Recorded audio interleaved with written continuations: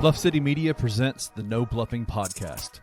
Stepping up to the microphone are your hosts, Christian Ingram and Evan Hayes. Now, let's get to the show.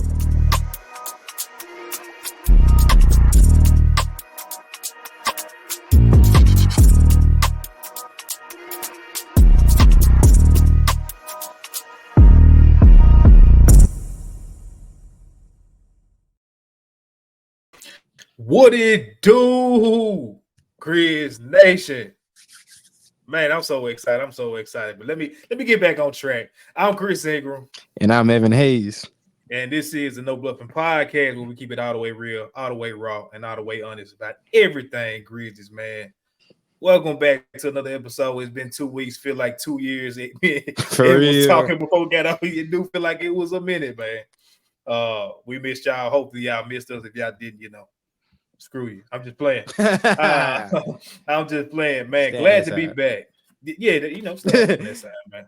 Even though I hate that phrase, but it is what it is. Sometimes it applies. I ain't gonna hold you. Sometimes you need to stay on that side. I ain't gonna hold you. But man, we got a lot to talk about today. Obviously, being out 2 weeks, a lot done happened, a lot done going on. Even over this past weekend, a lot done happened in the world of sports. So we are gonna kind of divvy into that a little bit. Before we get started, man, you always got to do a wellness check on my guy, man. Evan, how you feeling? How you doing? Tell me something good, bro. How was your week? Well, for the past 2 weeks, since last time we talked for, I know we checked in, I know we checked in and checked with, but it's been good. I'm back in the groove of college.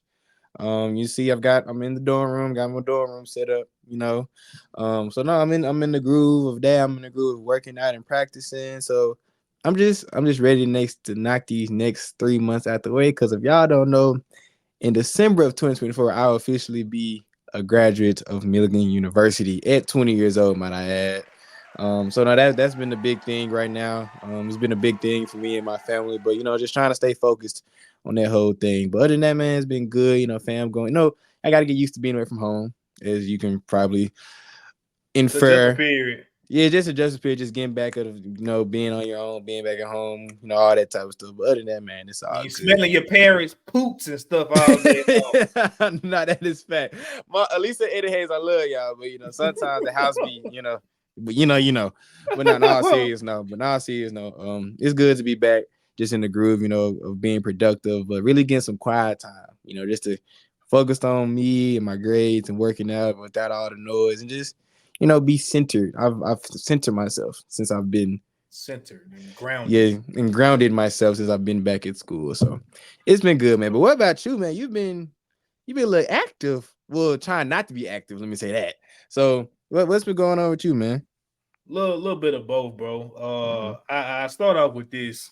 Shout out to Shot by Now. Shout out to Now. First, on yes, my last episode. Most definitely. If y'all haven't watched it, definitely go check it out.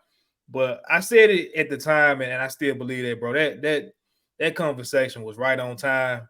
With a lot that has been going on in my life, you know what I'm saying? So, and then at that time, I was in Dallas on vacation. I was out there for about 9-10 days or whatever, man. So, just got to kick back, enjoy it. Had some help with the kids and got to do, me and the missus got to move around a little bit. It was well needed, bro. I just say that. So, then it had some things that was on my plate kind of got lifted up off my plate. So I was like, oh man, this is what I needed. You know what I'm saying? For sure. Yeah, man. I got good news in that regard to just say, like we've been talking about, you know what I'm saying? Y'all just keep it pushing, man. Receive the messages when you can. It ain't gonna be like that always. I'm a firm believer and a testament to that for sure. So yeah, man, I've been moving and grooving a little bit. Glad to be back home though. Just to, ain't nothing like your own. Even when you've been in the most beautiful places, man. Sometimes it's just when you get back in your own bed, it's like, it's a different type of sleep, man. It's a different type of comfort. Sleep. Especially that first night. That'd be crazy. I just let y'all know, I got on Chris' tail because he didn't tell me he was in Dallas until after we did the night interview. And him and I was in the same location, and Chris did not realize that they were in the same location. So if not, we apologize. You and Chris could, connected, yada, yada, yada. But, I had to get on Chris Actually, I did get with the team, man. It was me, Gigi, E, John. Man, shit, we all was kicking it. You know what I'm saying? Just linked it up, live it up. I feel it, man. Everybody was in Dallas. You should have vlogged that for the IG. You should have vlogged it. Yeah, I ain't think about it. I was like, man, I'm just glad to be around my Grizzlies. I feel that. I'm capping, but it was crazy that like literally was in the same city, probably not even far from them at all. And didn't realize till you said it. I was like, damn. Which actually, we're gonna get right into the news because it's gonna lead us to our first topic. We got a 4-piece for y'all today because we've been out and a lot going on. So we're gonna jump right into it, man. With the GG news. First, hold on, before I do that, I'm getting ahead of myself. Make sure y'all give us a follow. Get us right. Twitter, X. Get us right. There you go. There's our information as well as the main pod page as well. Make sure y'all give us a follow over there. When the season kick up, we're gonna definitely be a little bit more active on that page than what we have been, but it's summertime. Y'all get us once a week on Mondays. Ain't a lot of going on, We in the aggregating page, so we just gonna do, Hey Chris, I'm at 455. I'm almost at 500. I'm at 455 now. Hey, he moving and grooving. I'm moving. Hey, if y'all didn't see, one of my non-Grizz related, I had a post that about some track. It got 13K views. It just blew up out of nowhere. It had 100. Was it Noah Lyles? No, Sha'Carri Richardson. No, okay. Sha'Carri Richardson. I was talking about Sha'Carri. I was talking good about Sha'Carri. They got 13K views, and I was like, okay, y'all. The algorithm just blessed me on that day. It had like 100 something likes. I was like, this last time I got that many likes is when I responded to Lou Will. Lou Will came back at me and he clapped back at me on his page, and that was I remember that. That was funny. That was fun. But yeah, I appreciate y'all helping me out on my Twitter. I'm trying to keep my game up, so appreciate y'all on that. For sure. Well, man, like I said, we're gonna jump into the news because we got a lot to hit on today. Let's start with the Gigi Jackson injury, man. I was sitting by the pool getting ready to go to Papa though when I got a message on my phone saying that Gigi Jackson, which at that time, like I said, was probably 2-3 miles up the road from where I was at, then tore his foot up and needed surgery the following week. Yeah, that put a damper on my whole Start Gigi at the 3 campaign. I always Start Gigi at 3 campaign. We were both on the same thing, but now it's won't see GG for 3. Yes. 3 months.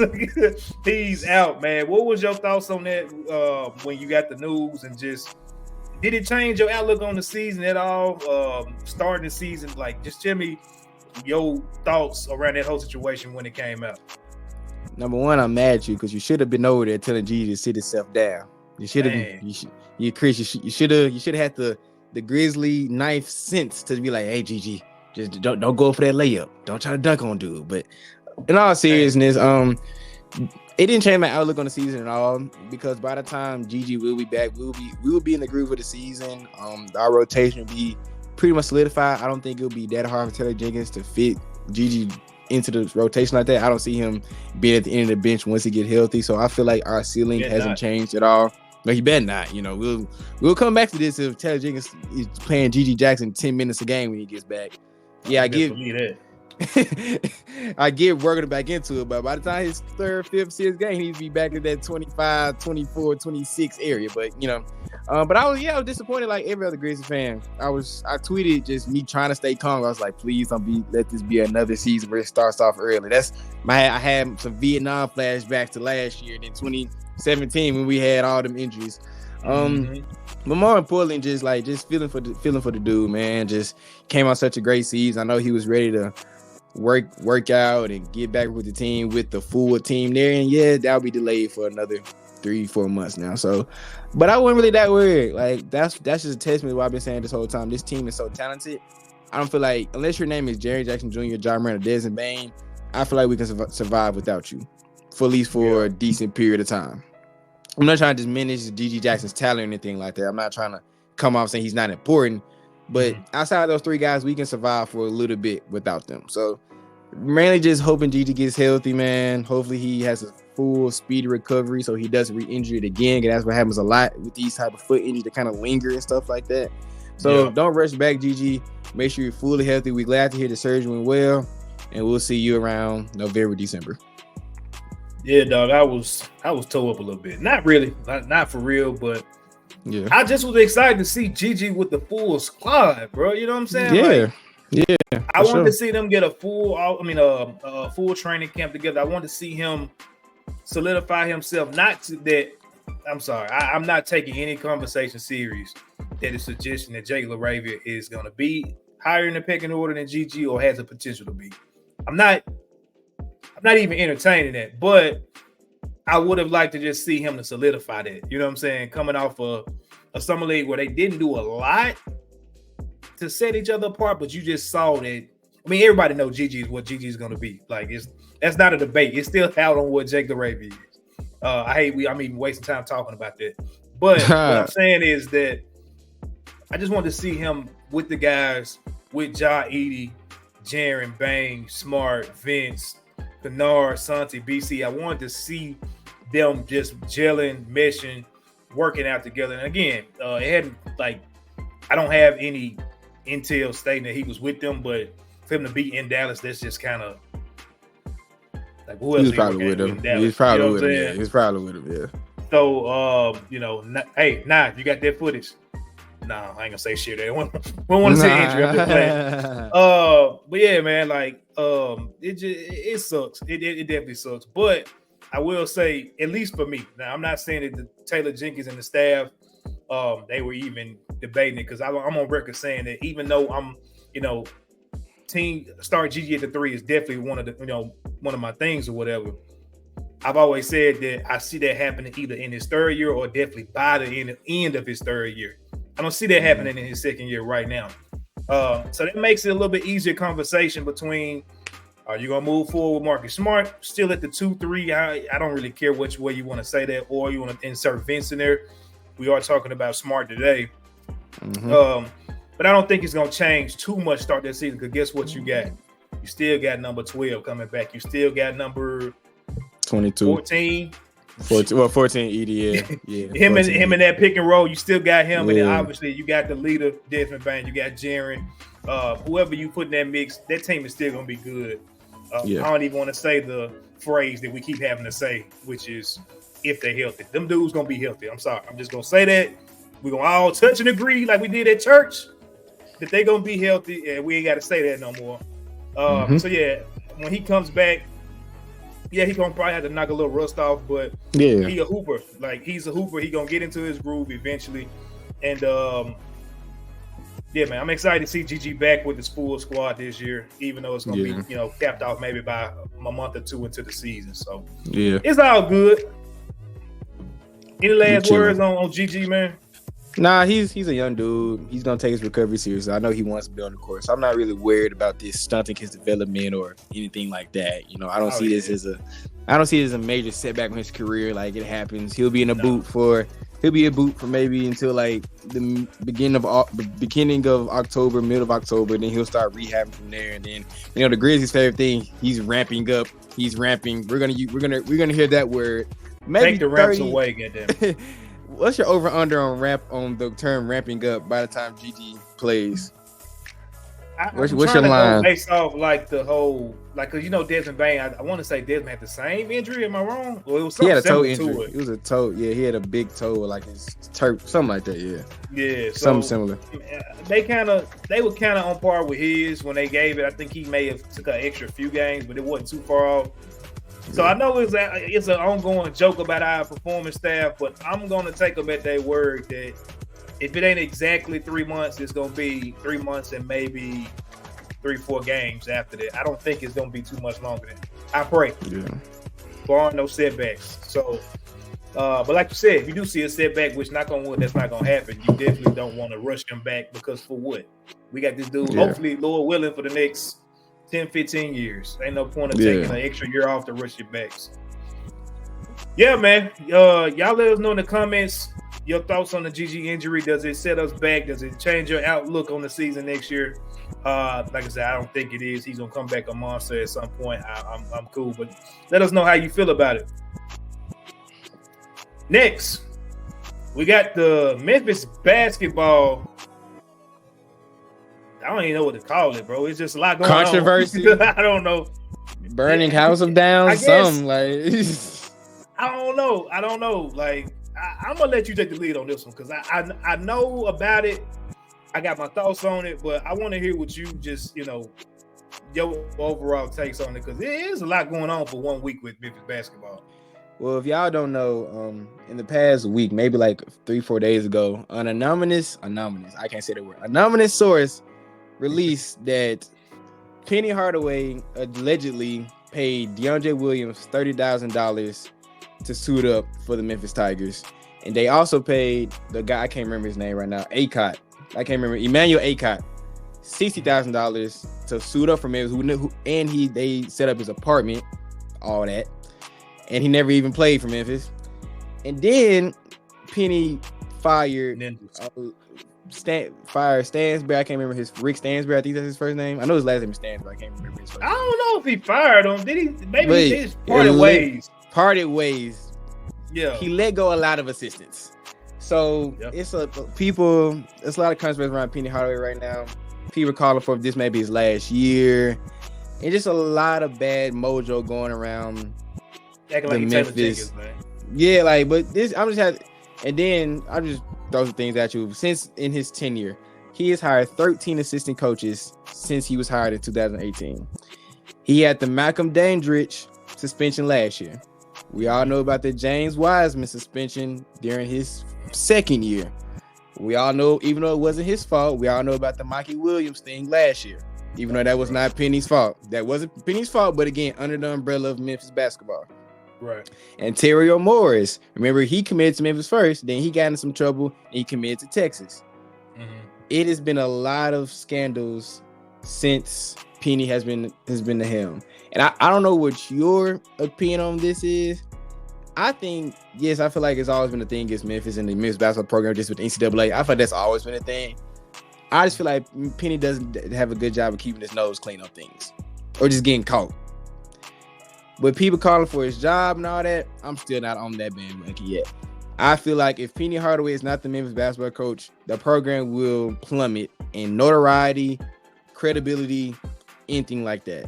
So I want to hear what you got to say. But yes, has Penny underperformed in his tenure? I agree. Has Penny had a lot of scandals and unnecessary things brought to this university? Yes. But does that mean his job should be jeopardized? No, because what's the replacement? I get there's a new AD, there's a new director of basketballs that's currently just in the seat of Memphis and currently on the Memphis basketball team. My voice all over the place right now. And I get why he's saying, hey, Penny, get your stuff together or things may be changing. And I get that. But y'all need to chill out on Penny, man. Absolutely. So I want to hear your opinion because a lot's been going on since Penny's been here since 2018. But also I forgot his own son left him also. I forgot that thing. His own son didn't want to be him. So I was like, this is something going on. Tyler Harris didn't want to resign Tyler Harris for that last year, which was a whole thing too. So there's been a lot of things going on since Penny has been the helm. But I want to get your opinion on your opinion of Penny since he's been here, and do you think his job should be in jeopardy like people are saying? Let me start with the first one. Hell no. Y'all need to shut up. Like, I'm so sick of that. Like, okay, let Penny leave. Then what's the alternative? What it was like the last 10 years. And then who was that before that? Josh Pastner. Either. And he inherited a Calipari roster. Am I not mistaken? He recruited. He recruited Joe Jackson then, but he still had like CDR. He had the tail end of CDR in there. Like I don't know, like, and then they were Memphis kids too, so that I can't even really give them too much credit for that. Joe, Chris, Tari, Michael Dixon. Yeah, Michael Dixon too. Yeah.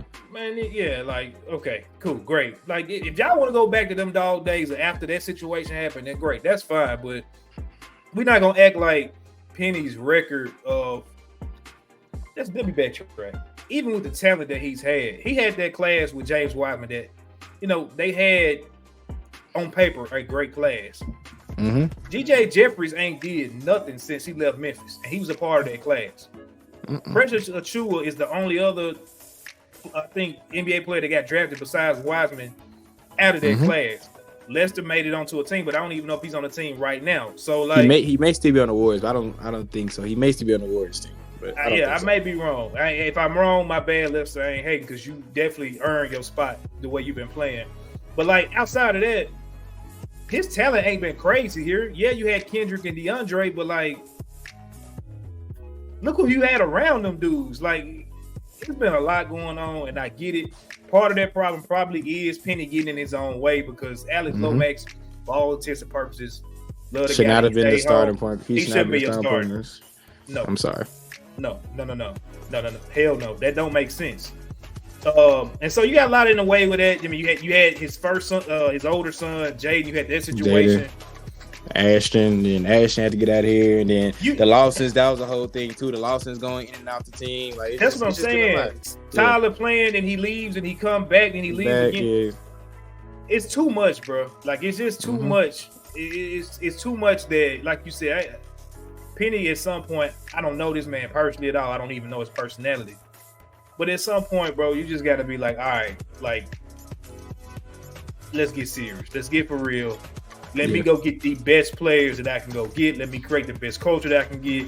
Because we know he can teach the game of basketball. Like, that's not his problem. It's not a question. It's not a question. And him recruiting players is not a problem. He probably could have had better players here, again, if his affinity for certain people that was on the team didn't outshine what they really were. But, it is what it is. So, him getting rid of assistants or assistants deciding to go elsewhere, with the whole Rick Barnes thing, got it, understand it. I'm sure it was some other little things going on. Shout out to Ed Scott, the new AD.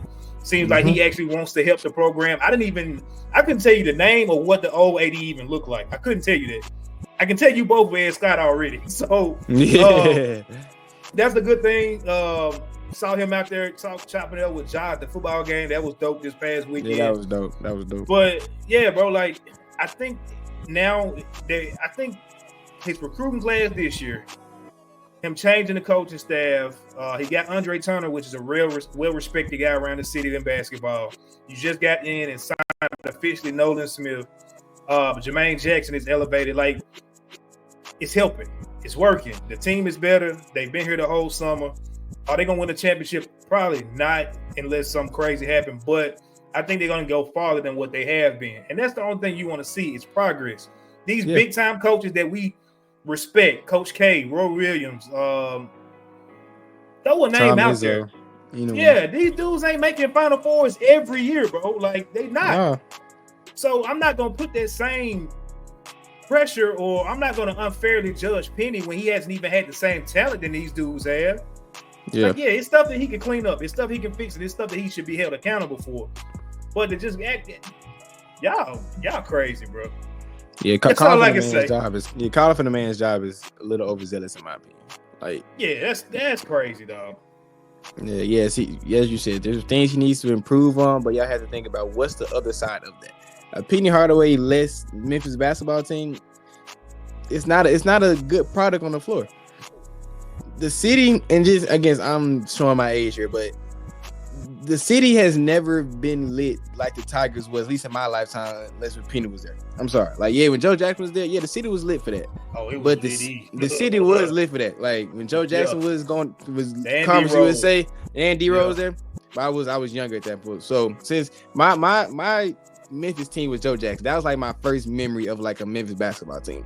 Still, the ceiling of the team was nowhere near the ceilings of the teams that Penny has had. And that's the reason why is because Penny has been here. I think you think the Joe Jackson team's better than the Penny teams?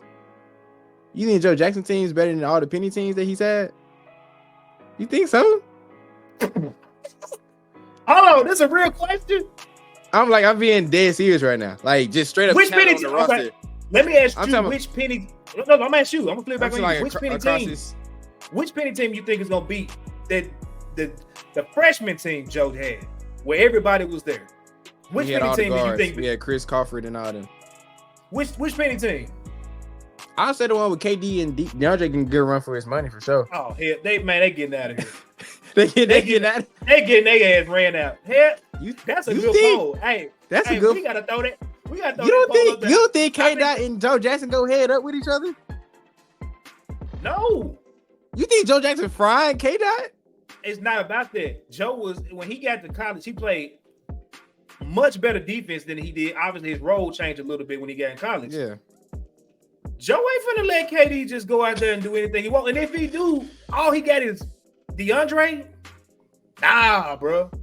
No, that team, you got Will Barton. What was the little Barton name? Was it Antonio Barton?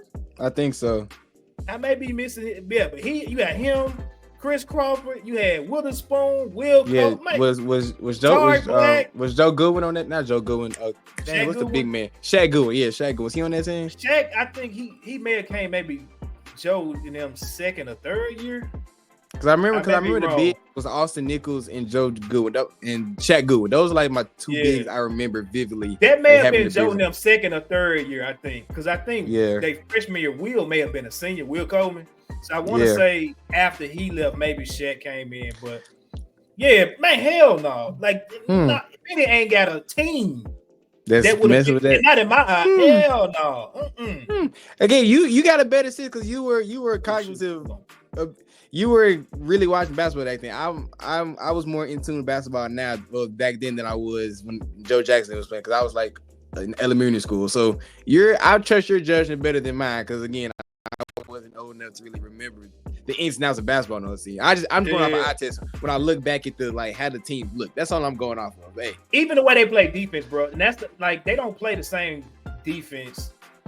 The system, period. I gotta give Pastor that credit, because I think he inherited a little bit again from what Calipari did a little bit, but even just the system, the accountability, the way that team would destroy any Penny team you put up against them. And then for the simple fact, to me, Penny's tenure has been more entertainment than actual success on the court. You even look at the Imani Bates team with Jalen Duren in them, like.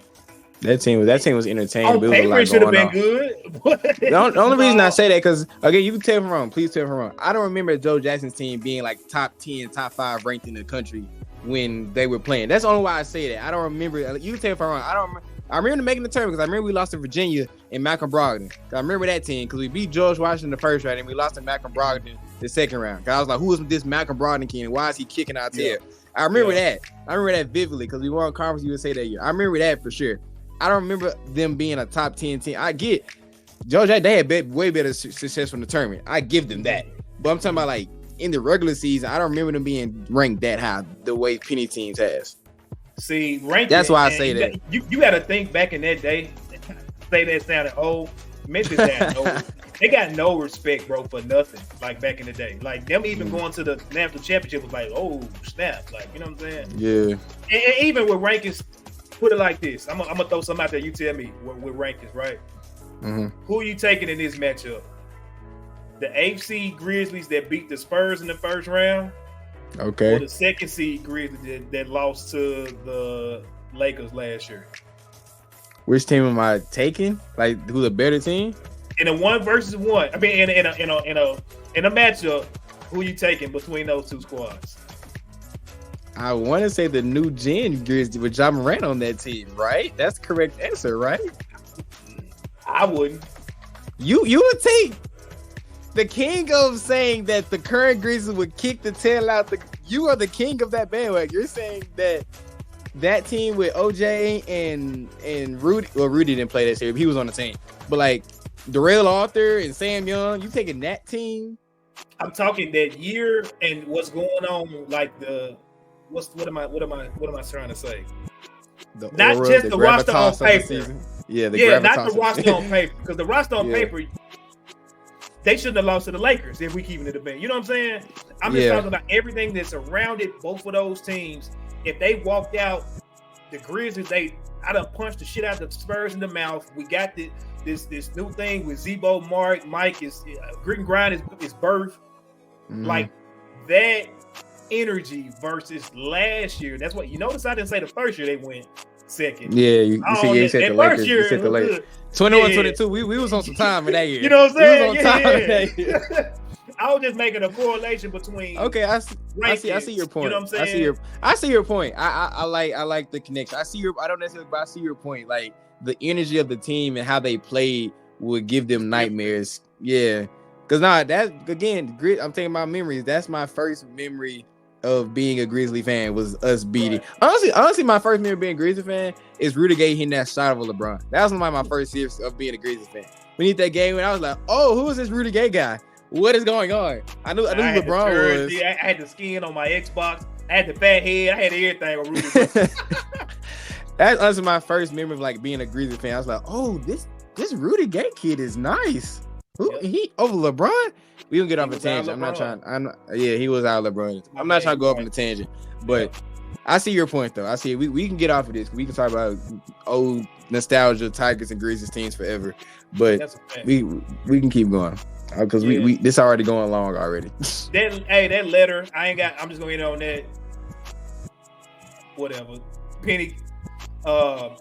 In the words of Rocco, keep them squares at your circle, bro. So that definitely came from somebody in your circle. Oh, for sure. In the house, they came from in house for sure. You gotta get the rats out the kitchen, bro. That's all I gotta say. Keep the rats out the kitchen. Man, y'all let us know in the comments. Does everything that's going on right now, does y'all think that's gonna hinder the team's progress they've made this offseason? You know, they talked about the team being together for one of the first times in Penny's tenure, the whole offseason. Y'all let us know. I don't think it's gonna change much anything. I think it's gonna probably push them, but we'll see. Yeah. I ain't got much on this next one, honestly, besides two teams, because that's all I've watched. It's two teams in the last 2 weeks.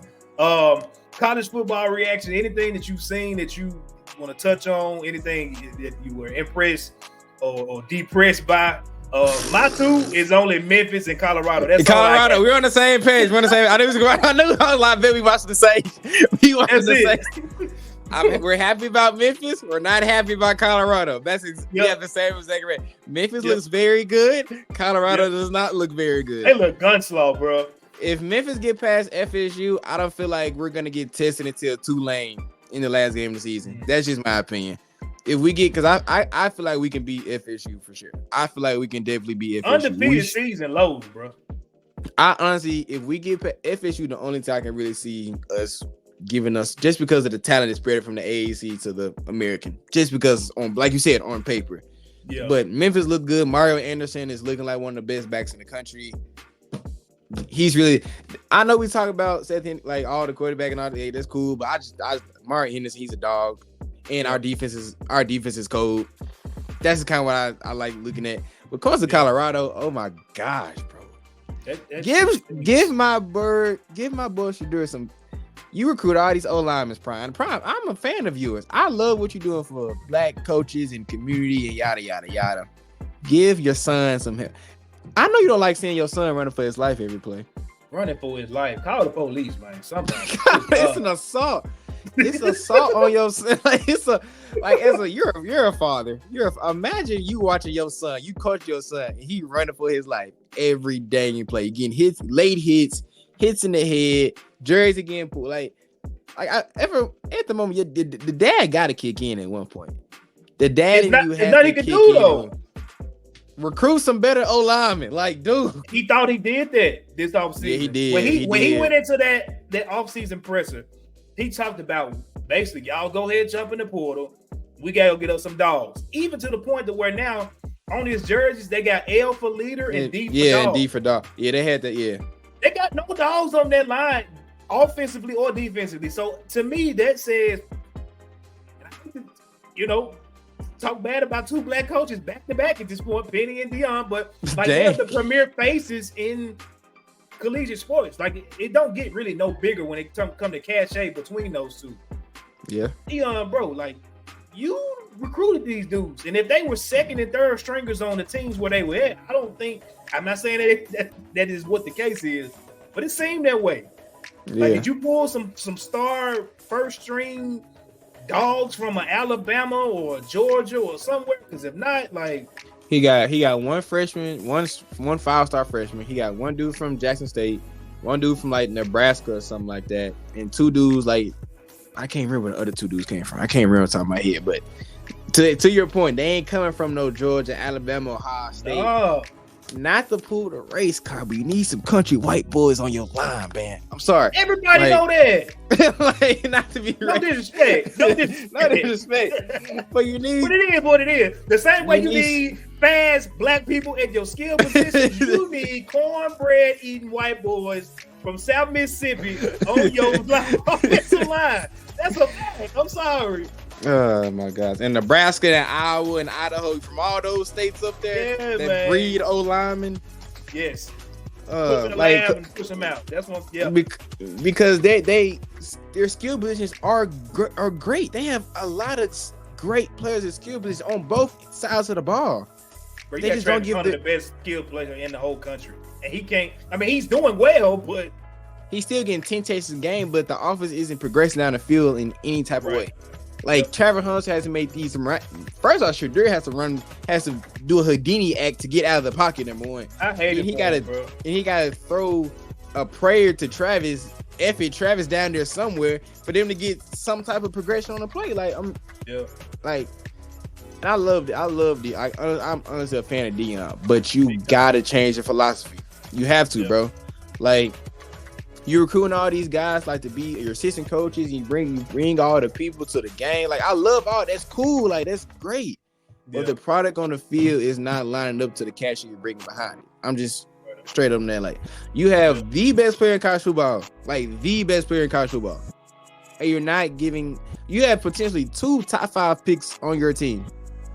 Potentially 2 top 5 picks. Making Shador look bad because he having to run for his life every single time. He made a good point. I'm sorry, bro. You can say what you want. Say he making excuses. He made a good point when he said, I don't know his name. I'm just going to call him Fake Mahomes because he's a weirdo for literally cosplaying Patrick Mahomes. Yeah, that's he said, how many times did he get touched?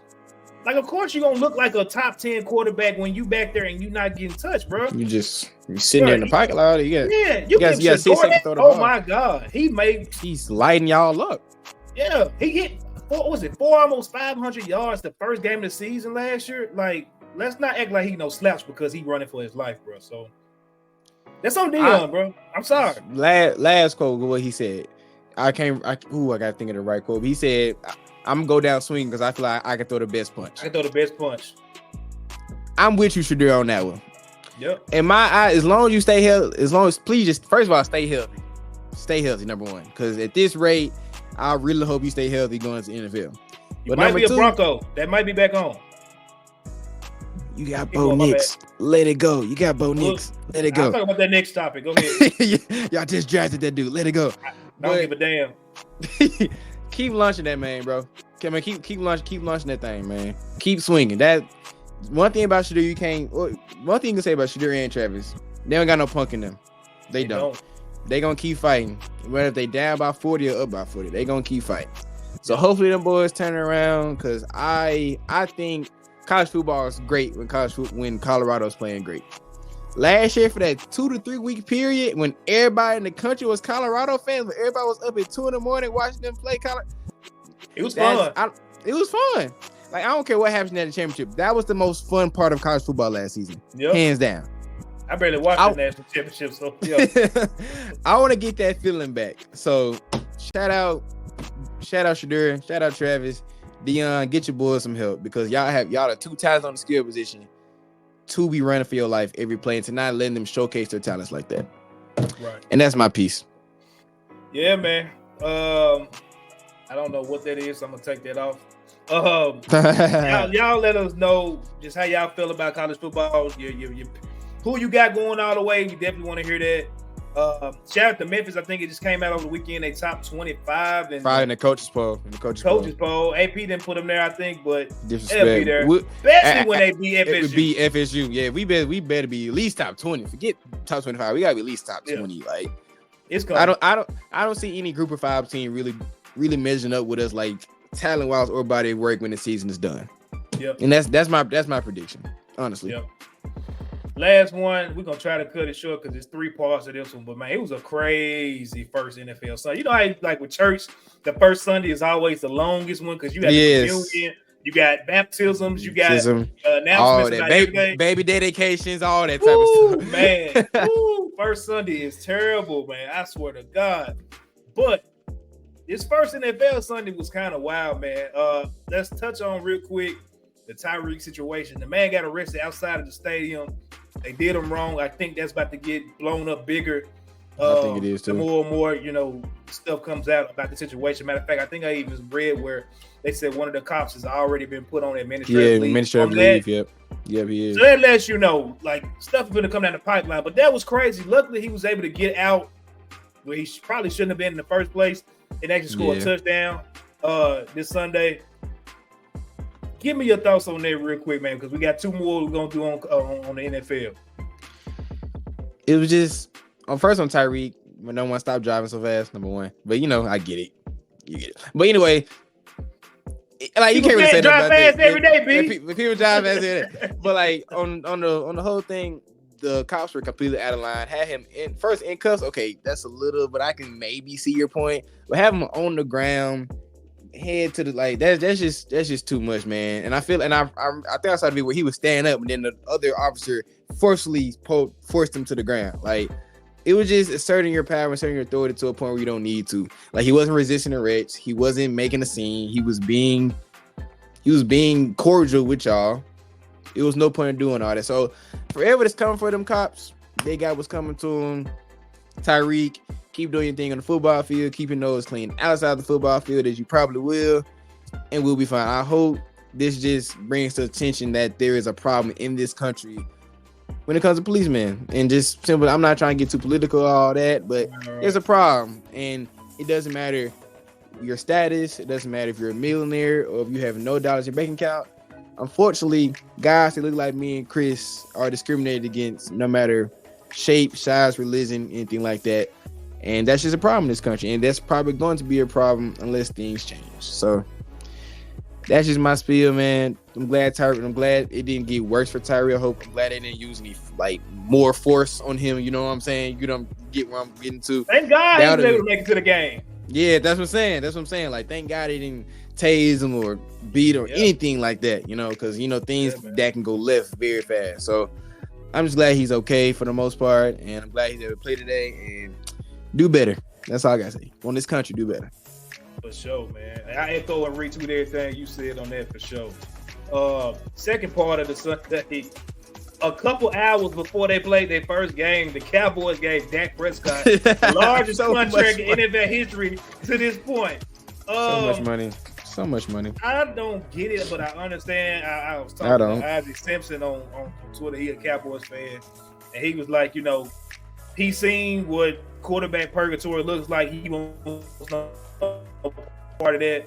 And for all intents and purposes, whatever your thoughts of Dak Prescott is, I understand that. You don't want to be the Denver Broncos that have been searching for a quarterback probably for the last 20 years, just skirting by. Even though we had Peyton Manning won a championship, he was literally on his last leg. He didn't even play that great. So I get that. But, like, paying him that much money, he had a line, bro. Because, like, you ain't giving. You ain't giving. You ain't putting it out. You're not putting out top tier, highest paid player in the league money. All right, but you're not even a top 10. You ask certain people. You're not even a top 10 quarterback. You ask certain people. I don't know if that's. I have to really lay. I ain't gonna disrespect him like that. I'm not saying I would say that, but some people would say. Some people would. You're right. I have to lay. If I lay my top 10, talking about he's probably on the back half of my top 10. He's probably like around that 7 to 10 area. Yeah. But you gotta get outside of the first round consistently to be guaranteed that type of money. You haven't been to the NC Championship game since your rookie year, and that was definitely probably one of the most talented teams Dallas has ever had since Dak has been the QB. So, hey man, black man getting his money, cool, but Jerry Jones has a lot of issues, and I feel like it's a part of that he's overpaying the people and not paying the people that he probably needs to pay. Like, but I'm not a Cowboys. I actually don't like the Cowboys. So honestly, this is great for me because that means they can't pay other people. So hey, I'm cool. Keep paying Dak some more money because I want y'all to do bad. So yeah, shout out Jerry Jones for being dumb. Yeah. You know what I mean? I said somebody need to take his team away from him, man. He don't got No, you know how Joe Biden stood down because he lived up there? That's exactly what Jerry Jones used to do. Jerry Jones need to make a page out of Joe Biden's book and be like, hey man, it's about that time to hang it up. I've done all I can do.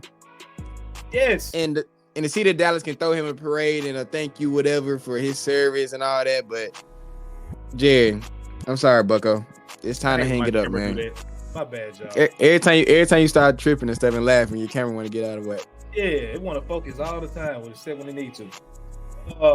Yeah, that's crazy, man. Last one, and the biggest of all, NFL via Kendrick Lamar. Kendrick Lamar is a Super Bowl performer for 2025. I'm gonna go first on this one, man. The grave dancing continues. They killing this dancing on Drake's grave. Every chance he gets. No, they are stomping this man out to oblivion. They are Mortal Kombat finishing zones. Like fatality. Yeah, they getting Drake up out of here. Like I saw it was even with the whole announcement where he had that American flag behind him. I saw even that had a like Kendrick. I don't know if he got somebody on his team or if it'd be him. Like it was like an old video, it looked like it was from maybe the 60s or the 70s, and it had a message that was playing off this whole thing with Drake. Like he was talking about basically America loves war, we love fighting, we don't like losing, all this stuff. And then he said something, but it correlated to his message talking about ain't no round two. Round two. Like this is crazy. So to come off you winning the battle, having the biggest song of your career and of this year, and then now you got the runway to drop an album and perform at the Super Bowl. He's Where up. is it? Where is it at? He's up. He's up 10,000. Salute, clap, all that. You can't even say nothing.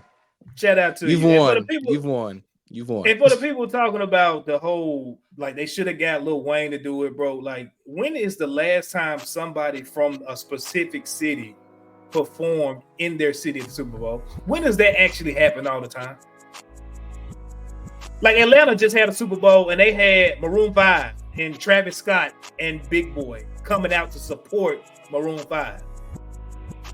Like, come on, y'all. Like, I get it, but now this be the stuff I be talking about. Like, we just love complaining to complain, and I don't rock with it, bro. Like, just shut up sometime. Everything ain't. Go ahead, bro. Because I'm gonna go on a damn rant about people complaining. Go ahead, my bad. Nah, I think it was a great choice by the NFL. I think as a fan of hating on Drake, I think it's cool. I just hope the NFL doesn't censor him too much. Cause think about it, are they really gonna be cool with him singing a song about Drake being a pedophile on national airwaves? Like, I don't know. Think about it. Don't do that. I don't know. Like think about it. Think about it. Like logistically. Like I don't think people gonna be wanting that song, but that song isn't very commercial, child friendly, and advertising friendly. They did play it at some election rallies, bro. So no, they did. Yeah, maybe NFL getting a lot more. Maybe they getting a lot more loose with the rules and all that. But it was a great choice. It was great. Like as a fan of K-Dot, it's a great choice. I'm ready to see it. I'm always wrong, but I always have like a very like small fear when it comes to like Super Bowl halftime shows and rappers, because rappers' songs aren't really catered to like dancing and like a bunch of like big, spectacle type thing. He'll make it work. Like that's why I had some hesitancies when they announced like Dre and Mary J. Blige and all them, but they still had a good show. So of course I'm probably gonna be wrong, but always hearing about that. When I think of NFL Super Bowl halftime show, I always think of pop, like those type of. So I know he'll make it work. I want a performance. I don't know if Kendrick is the best performer. That's that's exactly what I'm saying. Like the Michael Jacksons, the Bruno Mars, the Beyonces, they're a performance. Kendrick Lamar is a rapper. That's how people are saying about Jay-Z. Jay-Z isn't he's a rapper. He's not a performer. That's why selfishly, I would love to see Jay-Z do a halftime show, but how would that actually look though? Lil Wayne's a performer now, but Lil Wayne's, but not again, even a conversation to me. But you also got to think of the music. You also got to think of the songs. What songs will he actually be able to legitimately perform at the halftime show without getting flagged by the NFL? It's just you say that. No. I love the songs, but no, the NFL is not jacking with that. So I'm just ready to see how they do it. I'm a fan of it. I just want to see the logistics of what they allow him to and to not do, because I feel like it's gonna be a big social justice type thing. Because a lot of his like commercial success songs are like a lot of social justice anthems and stuff like that. And I don't personally want to see that. Man, I don't want to hear nothing about Pimpin' a Butterfly. I don't. But I feel like that's something the NFL would like or allow. Like, think about it. You see what I'm saying? Like, think about logistically. Like, his top songs, like about like all the explicit stuff, they may not let rock, but the social justice stuff, they may like that. So that's just my small concern. I feel that's valid, but that's just my small concern, though. I'm gonna turn that shit off. If he talking about any butterflies, I'm turning it on something else. I might put it on Gracie Corner. I'm not finna. You're funny. You're not funny. On Super Bowl. I don't want to hear that, bro. You're funny. I don't hear it in my car, so I definitely don't want to hear it in my Super Bowl. No, stop. Yeah, that's all we got, man. That's a lot. I know we're gonna get into some actual basketball topics on the other side of this break. Got a good one for y'all today, man. Talk about Marcus Smart, but I got one quick one that we're gonna talk about before we get into that. But y'all let us know how y'all feel about all this NFL stuff today. It was a wild one. You had an update on that Sunday night football game? It is 2020 tied, 17 seconds left. The Rams are on the 25-yard line, and they're trying to get the field goal. Okay. They have three Rams have won. Pick! Oh, never mind. I thought you just threw a pick. My bad. Let me stop yelling. My fault. Matty Staff almost just threw a pick. And now they're on the 25-yard line with 11 seconds left, three timeouts remaining. So it's looking like overtime right now. Just go. It's looking like 25. They're the opposite 25-yard line. Oh, the opposite 25. Yeah. Like they just so it's probably going to overtime. He just dropped a pick. Number 23, Davis the third just dropped a bunny pick. Oh my goodness. Let's go to break because I'm getting too invested. We'll see y'all other side, man. We'll be back with more No Bluffin. Y'all stay tuned.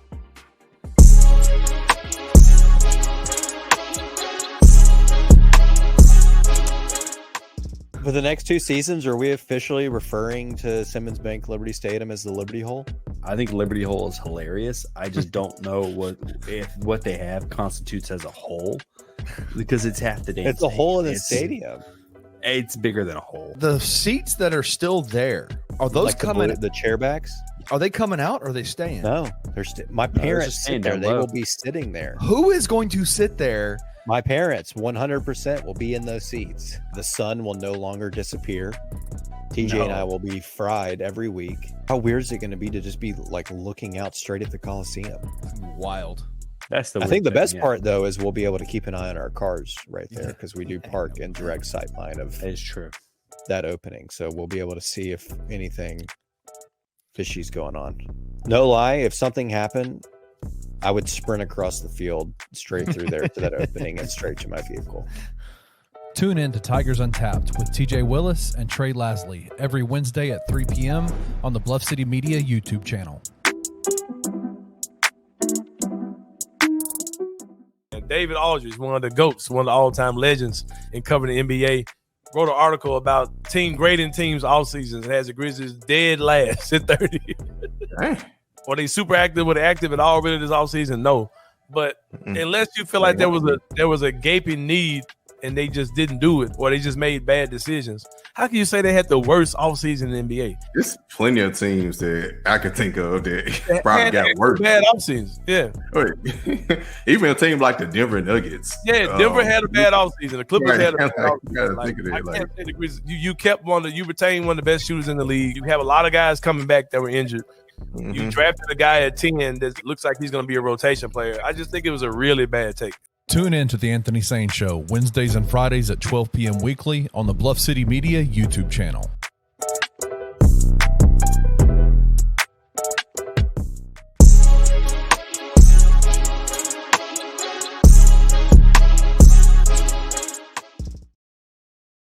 Welcome back to the No Bluffin podcast, where we keep it all the way real, all the way raw, and all the way honest about everything Grizzlies. I'm Chris Ingram.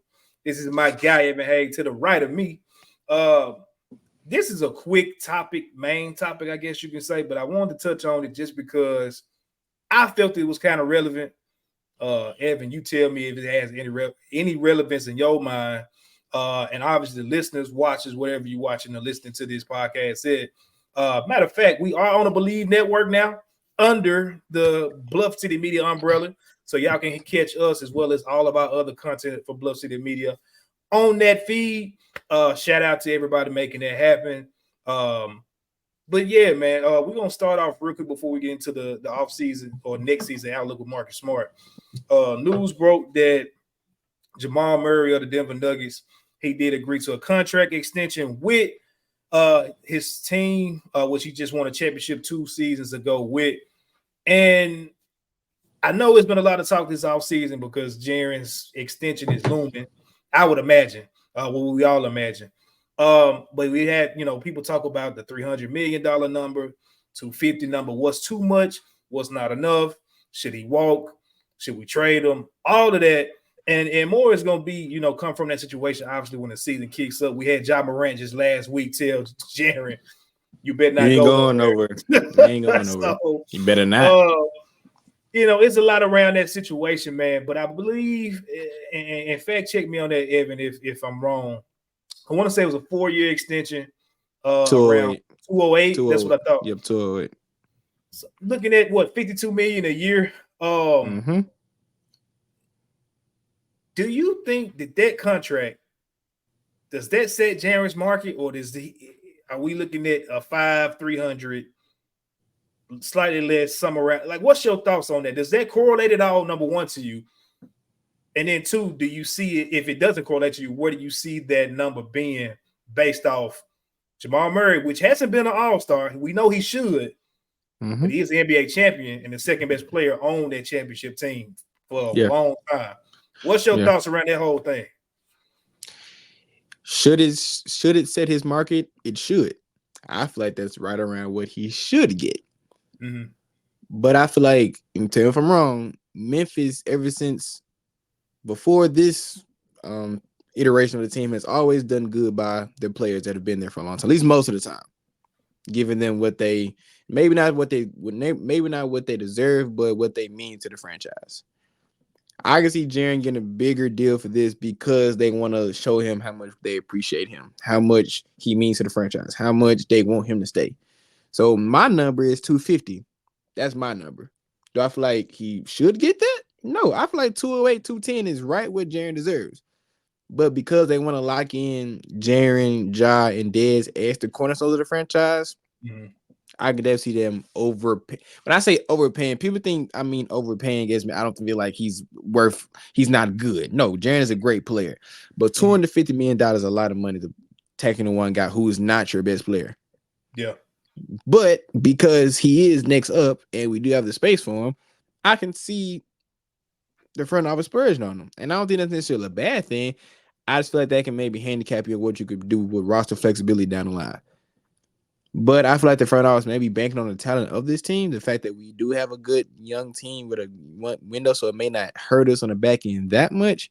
But I feel like there's something that they should keep in mind. But if I had to bet money, I feel like he's gonna eclipse this 208, 210. But should this hit his market? Yes, but I don't see the front office keeping this number.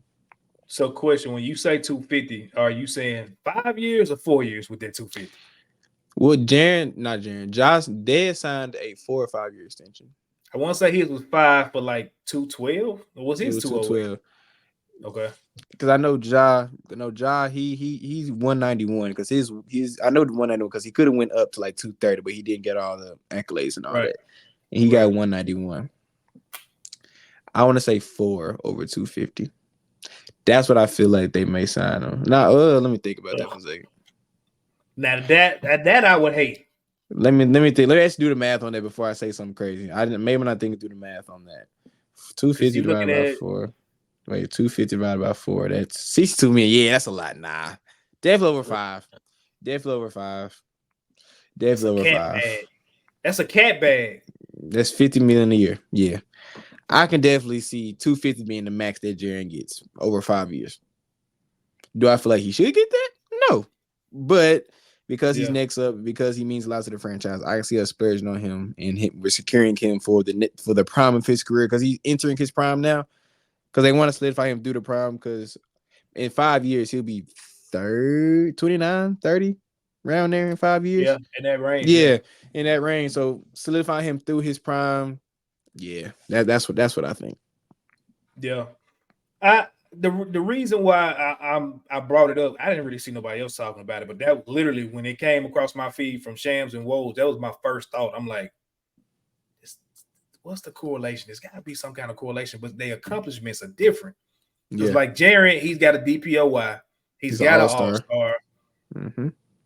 That's it, but that says a lot usually when you're going into, I would think, some kind of negotiation. I don't think that actually kicks any like particular, what's the word I'm looking for? Qualifications is not what I'm looking for. Incentives in the country. I don't think that kicks anything like that. I think he has to get either another all-star or another DPOY for that to actually matter. But when you're looking at, his agency going to the negotiating table, I just wondered about that because it's like this dude literally is clearly the second best player, and probably I get Jokic is Jokic, but like Murray saved that team a lot, bro. Mm-hmm. And he, we all talk about like he's the one guy that it sucks that he's in the West because he was in the East, he would be on more all-star teams, but he just luck of the draw, bro. He's in a bad situation. I don't know, man. I pray that sets that mark because I'm with you. 5 for 208. It's a little much. I'll be honest. But I can stomach that because I look at it like if you're talking about 300, that's around 60. And I know it's gonna be it's gonna probably be 30 something, if not more. You can get at least a good role player for 10, 12 million. I want to save that as much as I can to help this team. So that's the way I'm looking at it. This last thing I want to say, you gotta think of the mindset of those two players and those two franchises. You have Denver, who's already won a championship. They know what it takes to win a championship. So they've already been to that mountaintop. And Jamal Murray, a little older than Jaren, he's at 27. So I would like to think Jamal Murray maybe isn't as so fixated on the money as Jaren may be. Of course, I don't know Jaren. I'm not trying to speak for Jaren. We don't know Jaren. But think of the mindset. You have a championship team, a championship caliber player, a little bit older. Mm-hmm. He's probably fixated, I've made some good money in my career, made some great money in my career. Mm-hmm. Let me do whatever to get money to set myself and my family up for generational wealth, but also keep the flexibility on the back end for the next 4 years from my window. Because at the end of Jamal Murray's contract, he'll be 31. That's his prime. And he probably got maybe 2-3 more years after this contract, probably at this level, probably, right? Right. That's one mindset. Memphis trying to win the championship, trying to be a consistent Western Conference contender. Jaren Jackson Jr., 24 years old. At the end of this month, he'll be 25. So at the end of this contract, which he may get, he'll be 30 years old. Mm-hmm. Jaren Jackson Jr. also trying to set his money up because he hasn't made as much money as Jamal Murray. He hasn't won a championship like Jamal Murray. So he's probably... What do you mean? Keep going. You saying that made me think about it. Go, keep going. He probably hasn't made, just because he's been in the league shorter time. They're probably made comparable amount of money, or probably Jaren's probably just made a little less just because he's been in the league probably a shorter amount of time. So I would think probably he's more fixated on getting his bread right more than Jamal Murray. That's my only point. And with Memphis is a franchise because Memphis is trying to get to that point. That's where the difference lies. And that's why I said it. That's why they've been close. So like Jaren's contract, I want to say the height of it was like 27, 28 million, but it went down. Mm-hmm. Murray started this most recent one after his rookie deal. It started at 27, but his actually went up, and it capped out at 33 million. So it's like a $6 million difference then, $7 million difference. The first, well, yeah, you're looking at it, I'm not. You're looking in the last year, it's like 10. Because Jaren is like 23, 24. Jamal's at 33. So that's my point. Jamal has probably made more money from what we can see. He's made more money in his career than Jaren. He probably doesn't. What tier though?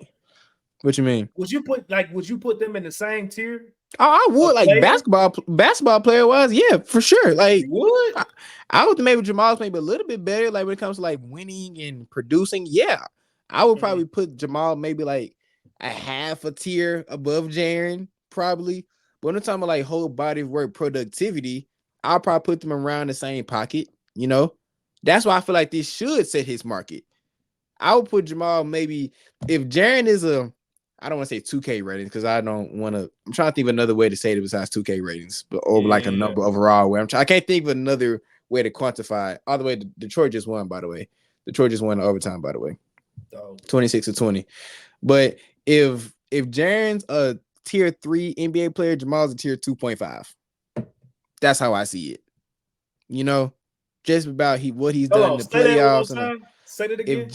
If Jaren is a tier 3, Jamal's a tier 2.5. Like that's how I see the differences in them. Because I think Jaren's a great player. I think Jamal's a great player. I just think what he's done in the playoff put Jamal maybe a little bit above Jaren when it comes to like player productivity and all that. That's what I'm saying. I think if Jaren is 3, I would say if one is we talking about one is the best top tier, right? Yeah, one is the best. I'm gonna put Jamal Murray 1.5 to me. 1.5.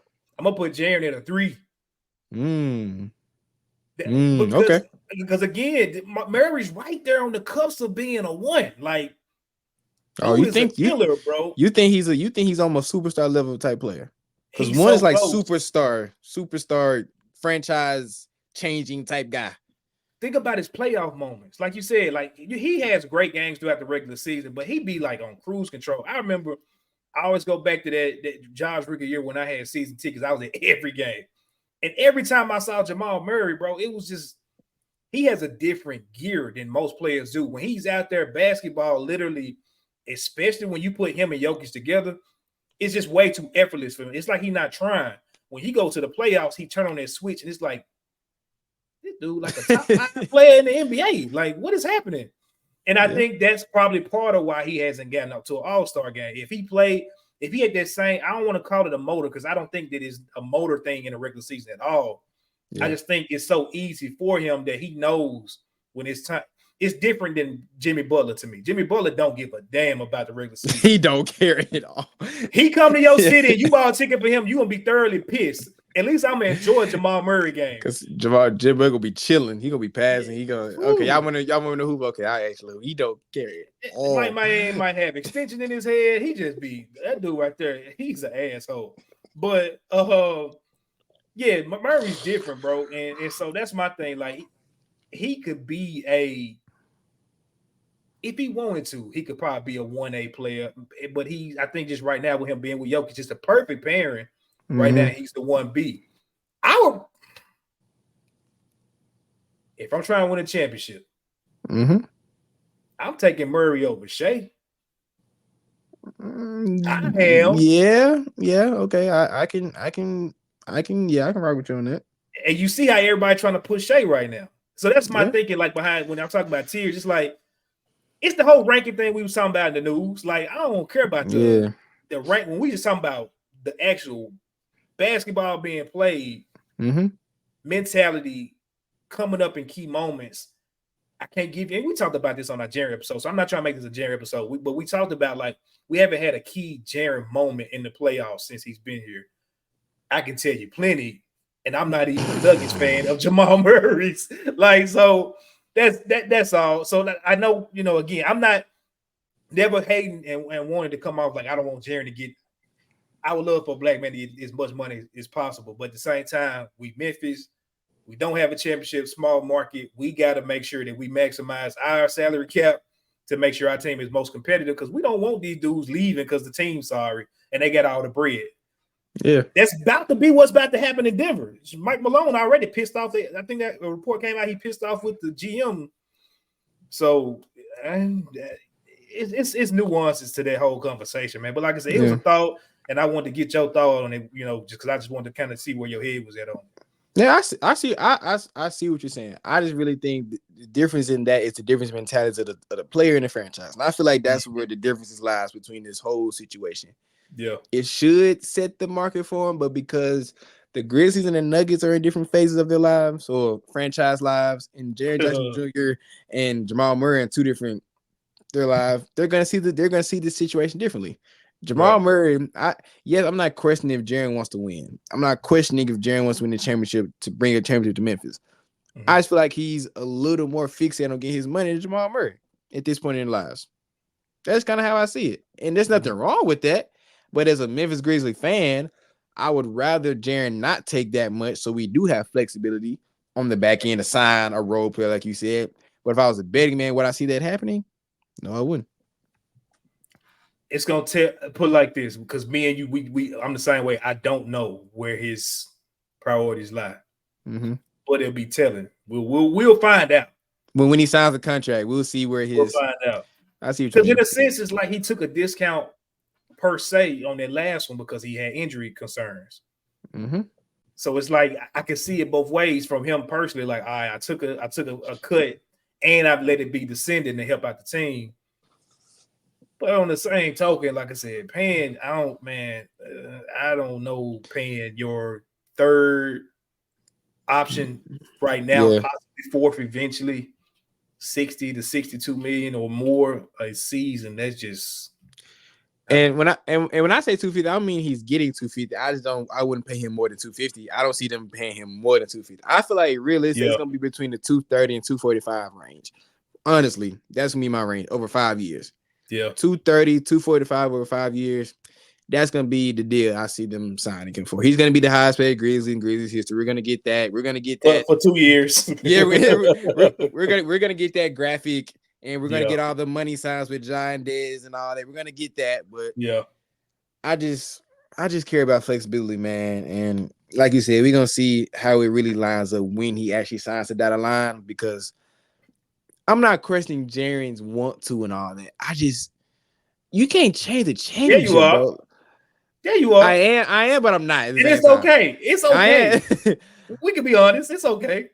Like, I'm not trying to come up like an a-hole right now. It's just honestly, bro. Like, we talked about this a few weeks ago. So you're not doing what you think you doing. Like we literally talked this through a few weeks ago, and we were saying how, like, literally, or maybe it was, that's what it was. I was saying that, and you was trying to understand what I was saying with him being an X factor. Like, Jaren can do so much for this team if he flips the mental switch. And if he flips the mental switch, pay his ass to 62 million. I don't give a damn. But I got reservations about that because I don't know if he's gonna do that or not. And like you said, I think it was 1 or 2 segments ago, we was talking about the talent of the team. If I believe that this is the most talented Grizzly rosters we've ever had, which I do, I do right now.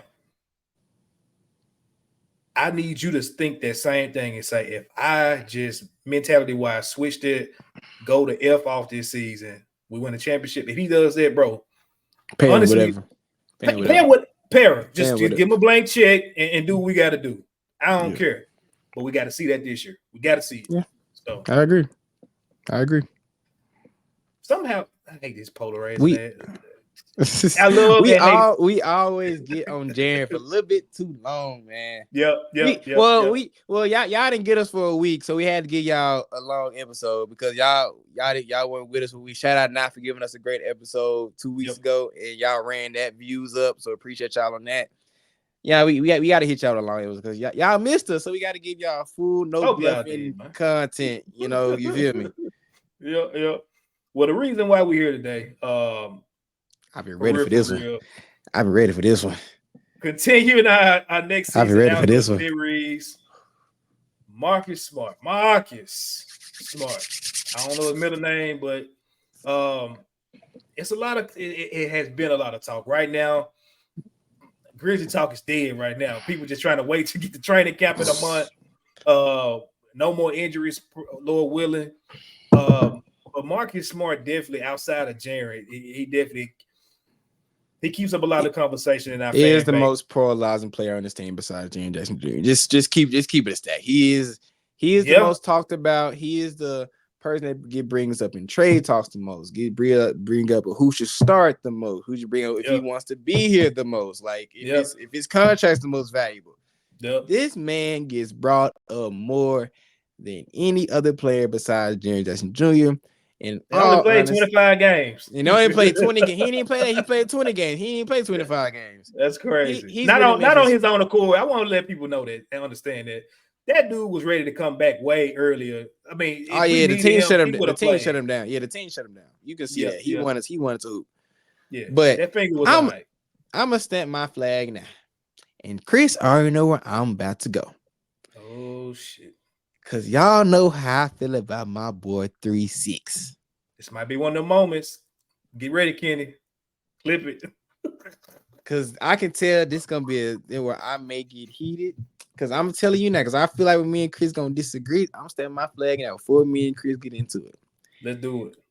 Keep 3-6 on this team unless a deal comes along where you cannot refuse. If it's something in the water, keep him on this team. He is too valuable for this team. He's gonna be a great piece for this championship puzzle. Keep him on the team. And that's all I got. I'm gonna get into my predictions and expect all that, but I'm gonna let Chris go. I'm just stating my claim now before we get started. We don't disagree on that point at all. You actually cheated because you gave yourself a big out. What you mean? I agree with you. What you mean? Unless a deal that you can't refuse comes along, which I agree with you. If Jamal Murray comes along, you not trade. I'm saying if Jamal or some person, you know what I'm talking about. Just Jamal Murray ex-player. If somebody comes, I'm trading him. I'm sorry. Like, yeah, I love Marcus Smart, but if we can take this team from somebody else too. No, we're not doing that. Just talk before you get me mad because you're not finna do that. We're not finna do that. We ain't gonna do it today. We're gonna have a good episode, Chris. We're not gonna get my blood pressure high. We're not gonna get your blood pressure high. We're gonna have a good episode. Hey, my blood pressure is check. Shout out to God. Had to get that right. Let me start with this, bro. I'm gonna start with love, right? I don't want to say start with love because I don't really got no hate. I don't even want to call it hate. Like, I don't have nothing negative to the conversation for the most part. But let me just start with this, man. Like, having Marcus Smart on this team is something that I want. I don't care what nobody say. Like, I'm with you. 3-6. 3-6 in the Memphis jersey is just dope already. But when you lose not the extra shit that Dylan Brooks did, like none of that I didn't care about. The antics. I hated his shooting. What's the word? Shot selection. I hated that. I hate that he didn't just conform to his role, which again, I'm on record saying if he did that, he's a starting three of your future, and we probably do win a championship at some point very, very soon. So screw him for not wanting to do that. But when you're talking about Marcus Smart, he brings those intangibles. He brings the leadership. He brings the grit. He's been in winning situations his whole entire life. You can't take that out of the dude. He has a DPOY at 6'2", 6'3". He just brings a lot to this team that it's going to be hard to replace that because you don't have these type of dudes throughout the NBA like that no more. And a soft league, a league where you can't be as physical as you could back in the day, you need guys like that on your team. I mean, everybody, they wish they could have a Draymond, a Marcus Smart, Jimmy Butler, Drew Holiday. Well, he ain't crazy, but he's an amazing defender. He's an amazing defender. He a tough dog. He ain't crazy though. I feel Drew Holiday's too calm to be. Think about it. He is way too calm as a person to be played like the way I feel like he should be crazy. But when you hear him talk, he just talk about his wife and his kids and just how he be chilling. Like something ain't right about that, but keep going. Well, he do got Bobby Portis on his team, so he kind of balances. Or had Bobby Portis on his team. Yeah, you can't have too many crazy. That's a recipe for disaster right there. You end up with a Zebo and what was it? James Johnson fighting with. No, the dude he got to fighting with when he was young. He was telling a story about him. Oh, when they was body slamming, dude. Stuff like that. I don't need Who body slam? Who gonna body slam me? Zebo was not going. Zebo was not going. He said, but he went though. He said, man, he told my tailbone up, knocked the wind out of me. Everything. I said, shout out to Zebo for telling the truth. Hey, shout out to Zebo. That's why he can say bullets get bullied where he from. Cause he done got messed up a few times. That's okay. Nah, for real though. That's real. But yeah, you need guys like Marcus Smart on your team, bro. And just from those, did he play all 9 games with y'all? I don't think he did. No, he didn't. He played 6. He played 6 games with him. Those games that he played with Ja Morant, and that wasn't even a full team then. But just seeing that energy, seeing how them dudes played off each other, you a fool. I'm sorry if you don't want that guy on your team. I get the contract. I get the, you want to find ways to improve the team elsewhere or whatever. He's not on my trade block by any means. He's just not, bro. I'm sorry. Now, I do understand to a degree, but then it's also a degree where it's just like it don't matter to me. For the people that say a 6'3" dude shouldn't be your starting small forward. I hear you. I promise I do, because on paper that makes no sense. But this is my thing. If he's starting at the 2, does that change your thinking? And some people may say, well, no, that moved Desmond Bane to the 3. Got it. But my thing is this. If he won DPOY at point guard, basically, that was guarding up. If he's guarding up on KDs that's, guys that's 6'7", 6'8", 6'9", 6'10", if he can do that, does it really matter what is on the depth chart, shooting guard, small forward? I tried to fix it. I told people, all right, don't look at him as your 3. Look at him as your 2 and look at Bane as your 3. Hopefully that helps you and makes you feel a little bit better about it if that's the case that we go in night 1, which is looking like that's going to be. Go ahead. You was about to say something? Nah, it's just, yes, I wasn't trying to cut you off, but no, go ahead. In the day age of basketball, and I hate, I'm getting on myself. I used to be the type that I was against the positionless ideal because I thought guys should be in their positions, and I used to hate that. But wholeheartedly, we got 6'9", 6'10", 11 jokers bringing up the ball up the court. It's about matchups. It's not about who playing which position. It's about matchups and what you can do on the court with productivity on the court. Bottom line, when Marcus Smart is healthy on the court, he can guard 1 through 3, maybe 4, depending on who you got down there. Yeah. So all people like he's too small. That's a small front court. Yada yada yada. Bro, it's about matchup. It's about defending at a proper lay, rotations, all that. Like people don't think about. People just look at the heights on the depth chart. People don't really think about logistically how that works on a team.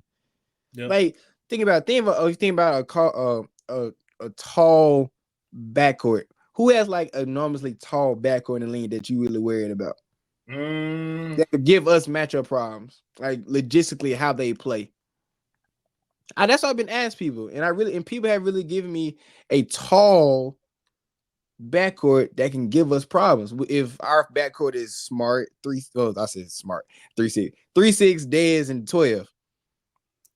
I mean, off top of my head, I ain't thought this through. It's just you asking the question. I would say off top of my head, the tallest backcourt in the NBA would it be Drew Holiday and Derek White? They're like 6'3", 6'4", 6'5" at the tallest. 6'5" at the tallest. Maybe Shea and Giddy. But Lou Dort is 6'3". Well, now they got him playing the 4. They got Giddy. They got Giddy as they 2.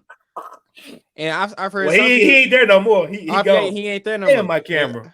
I've heard some people bring up D'Lo and Austin Reeves, but I'm not worried about the Lakers in general though. Yeah, they suck. So whatever. So when people bring these things up, they don't think about it logistically. At the end of the day, when Ja Morant wants to play defense, he can play defense.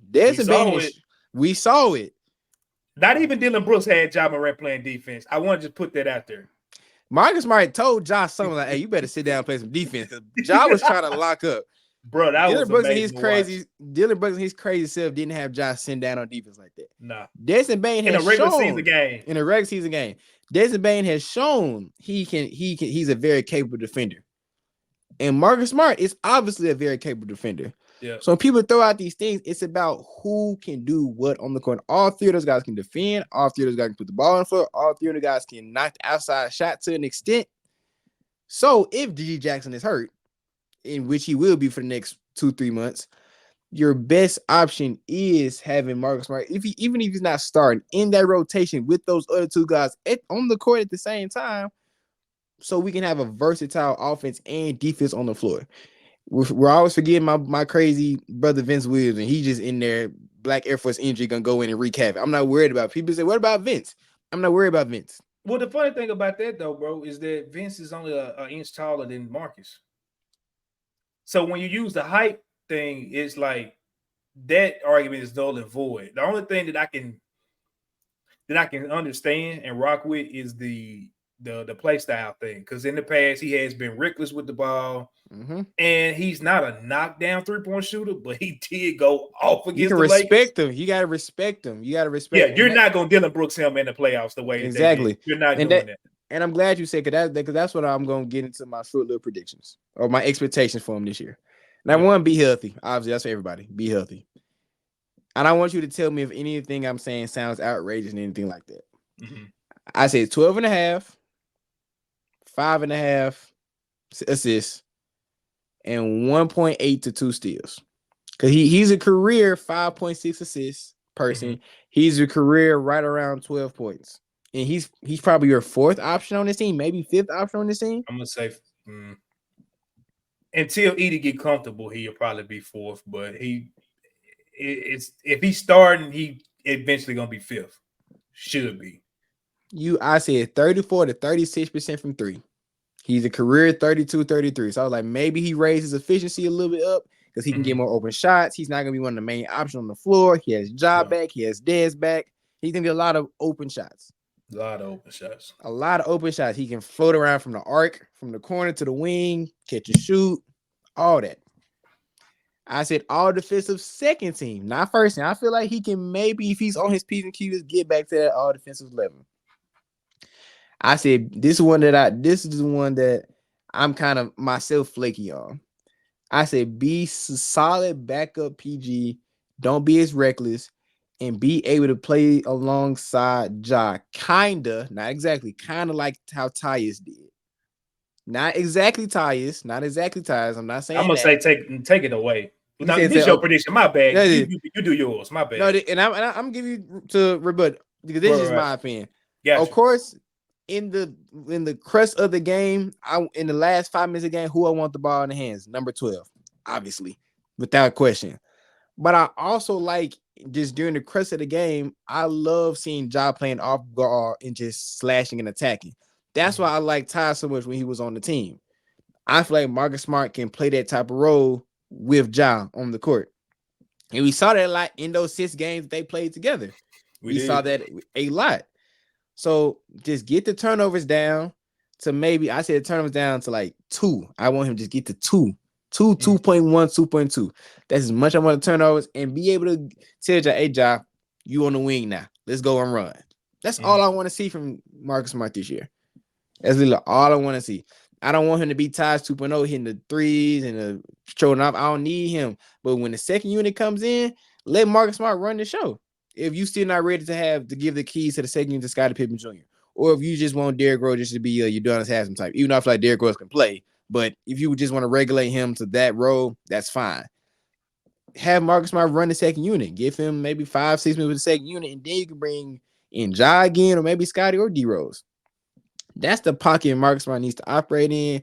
No more, none less. He's going to be one of the most, I'm not going to say the best player on this team. I'm saying in my opinion, he's going to be one of the most pivotal players on this team to win a championship because, like you said, the intangibles he has is something that we've been lacking on this team. It's something that you can't replace by a lot of guys in the league. Yeah, the only thing I would say with the Tyus thing, that's what I want to touch on. I wasn't as crazy about the way that Tyus played with Josh. A lot of people were. I didn't think it was productive as much as Taylor Jenkins probably envisioned it to be. But like you said, when you look back at those games they played together last year, by all means, do that. Do that. Because it's not about who got the ball in their hand. It's more so about we moving this mug. And if I got it at this time, I'm going to do something. I'm attacking. Yeah. It's cool. Yeah. Right. I think a lot of times when Tyus and Ja was in the game, it was too much only put on, let me give Tyus the ball and let him set up like he is with the second unit. It's like, No, like we need you to, and that's not his game, so I can't knock him for that. But that's why I like the Marcus Fit better because you he's more assertive. He's more attacking. He's more attacking the rim. He's putting pressure on the rim and the defense more than Tyus was. Tyus would hit. Yeah, Tyus would hit floaters. Yeah, I got it, but it wasn't something that you could count on to, like you said, draw in the defense. If he hit a floater, he's just going out there to hit a floater. Like it is what it is. But I'll say this, bro, like the caveat to or the nuance to what we talked about at the beginning. We both agree that we both want him on the team and we'll only trade him if it was this trade that just, I'm sorry, it makes sense. They requesting you, bro, so we got to do what we got to do to make this trade happen. I'm gonna do everything in my power to get you up out this trade scenario. But we gotta do what we gotta do. But this is the thing, like if he's on this team, I'm sorry, bro. I get the people that say, and lately I've been actually on this mind of thinking that this may not be the case, but a lot of people are already writing and penciling him in as the starter next year, based off he started last year. And some people even saying that the night that the trade went down, he was starting. I wasn't one of those people. I was saying he was gonna be a 6-man in. He wasn't cool. For us to win a championship, I think he has to be, bro. 6-man.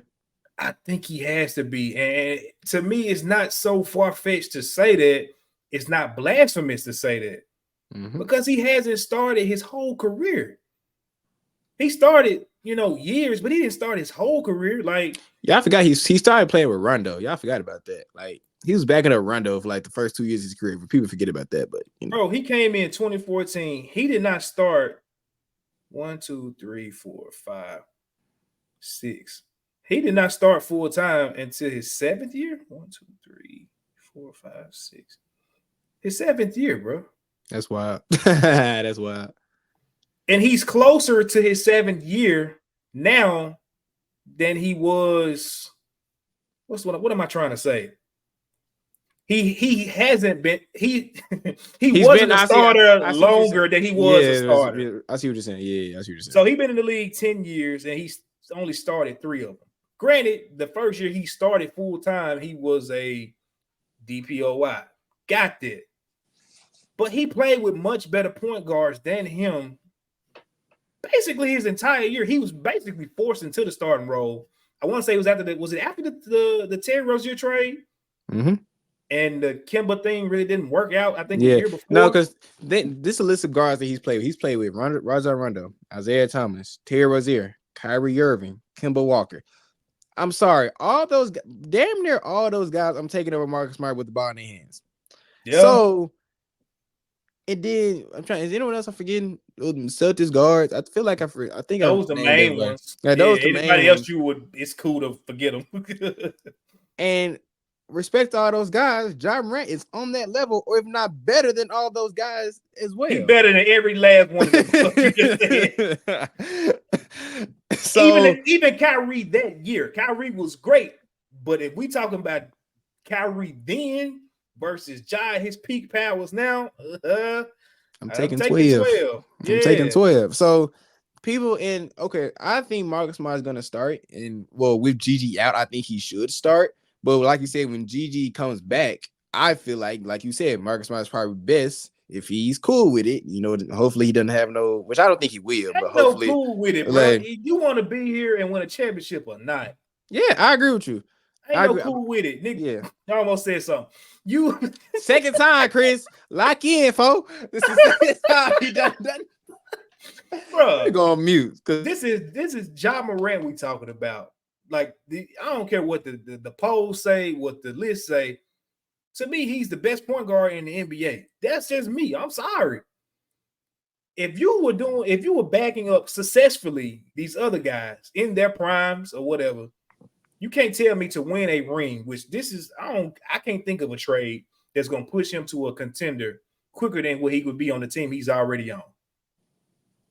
Like, and start, you ain't gonna start in Dallas. You ain't gonna start in Minnesota. You ain't gonna start in OKC. You're not gonna start in Boston. You're not gonna start in New York. You're not gonna start in Philly.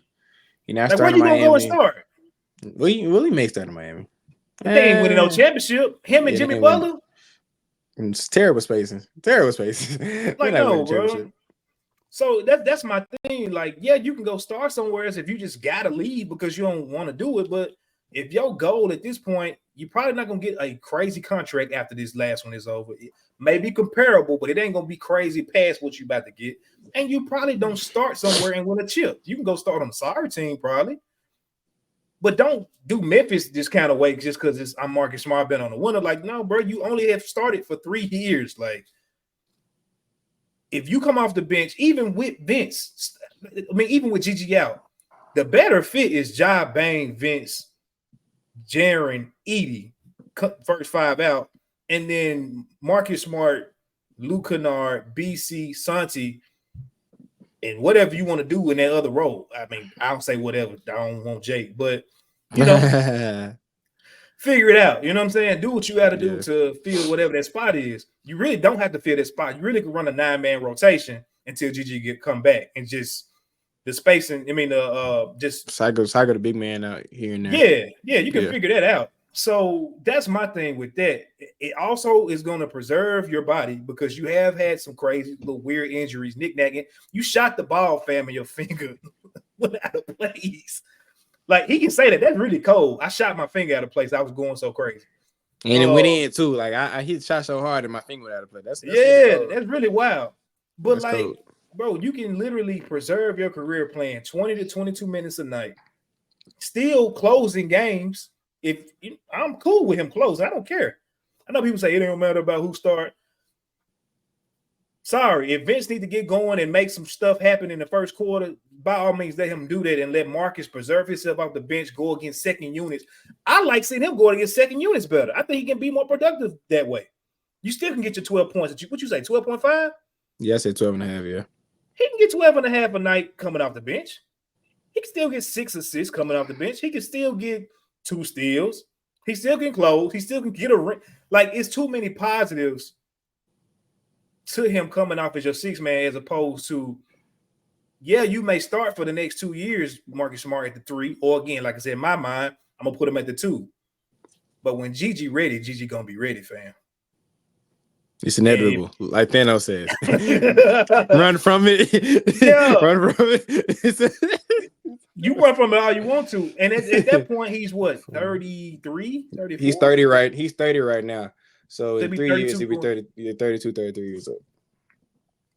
Where are you starting at 33? Or you can be here. Not any contender. Yeah.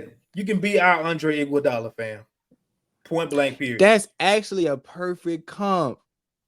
I did not think of that. See, we trade each other. I gave you the Kevin Garnett thing, and you gave me the Andre Iguodala. See, that's a perfect comp. I'm right with you. Until you said that, I was kind of wavering, but hey, I don't got nothing to say now. I really don't. You can be here till you 38 and ball, fool. Like, it don't matter. Like, it don't matter. You can do all your business stuff that you need. Like, to me, it's just a perfect marriage. And then your mentality fits with the city so well. You want to do stuff with kids. Why not help one of the more struggling cities when it comes to that? Like, you can be a pillar in that, from that regard.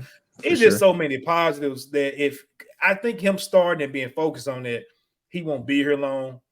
And again, I'm not trying to forecast nothing on his career. That man can go play till he's 45. I'll be happy for him. But it's just set up for success in Memphis for him with that one small caveat. So we'll see what happens. But yeah, bro, I would love, especially with Gigi out, let Vince get that starting role. He fits better with them guys. And if you got to close games, so be it. I'm fine. I seen you do it with Ja and Dez and Jaren, and you ain't even had Edie behind you. So good God, good luck scoring on that. So I don't know, man. That's just my thoughts on that with Marcus Smart. But like I said, and like you said, I want him on this team. Point blank, period. Mm-hmm. I ain't pushing to trade him. It's just when these trade conversations come up, because our contracts have been so jacked up, like we ain't really had no choice but to put him in that because you can't get a player X that's making 25 to 30 million with a Santi Aldama that's barely making $4 million. You just can't do it. Yeah. So, yeah, man. I'm pretty much with you on everything. The only reason I don't hate Vince starting. I just don't if Vince starts, I would be perfectly fine. I'll probably be happy. Yeah. The only reason I would say I'd rather have Smart starting off since Gigi is hurt, because I feel like it just opens the versatility you can do on the ball in that lineup. That's the only reason I say that.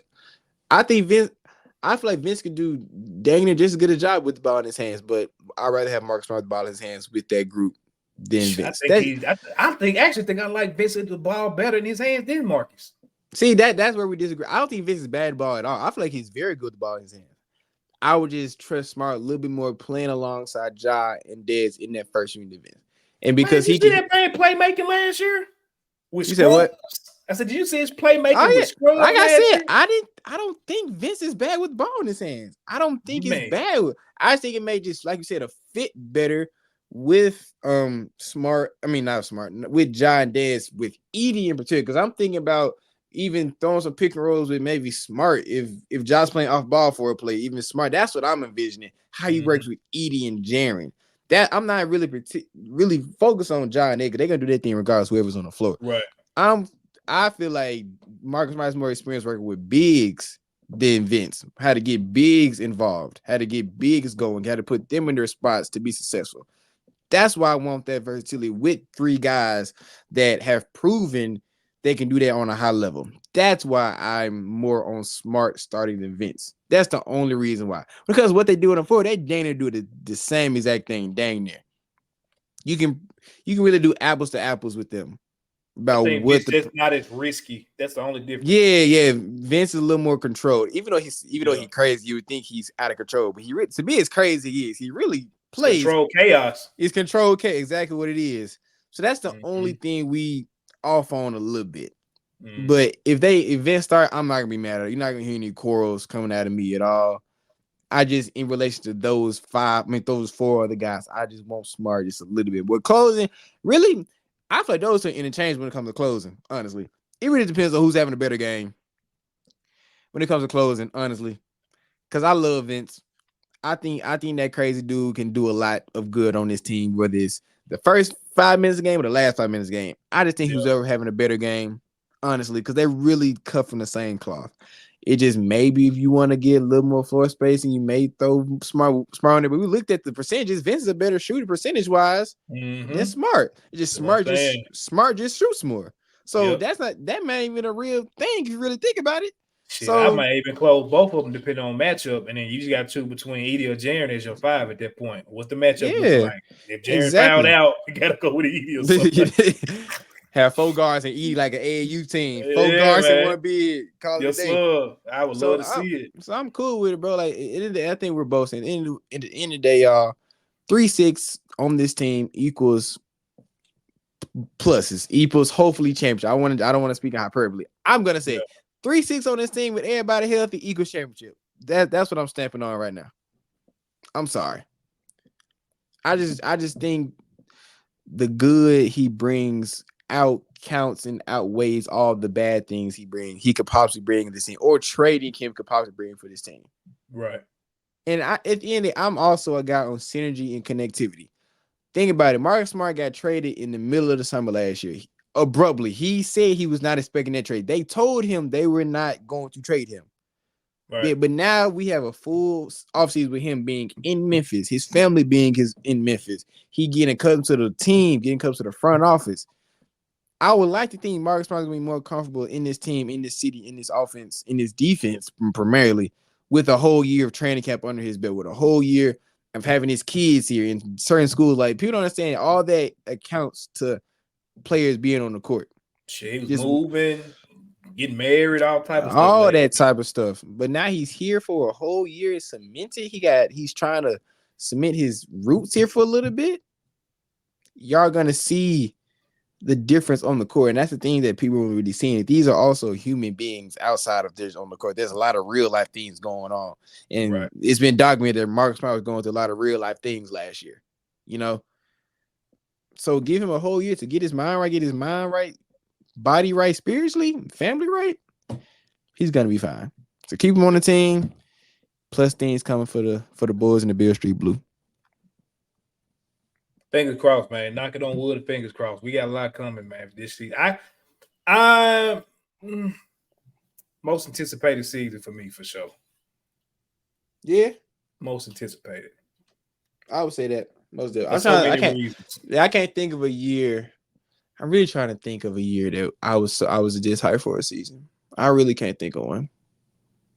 I honestly can't. I could maybe Fitch. I said Fitch. Fitch, like far-fetched, and say like the year we got like Chandler, because we didn't know what Chandler was gonna be at that point. We didn't know what Chandler was gonna be. We didn't know he was gonna flame out like that. Mad.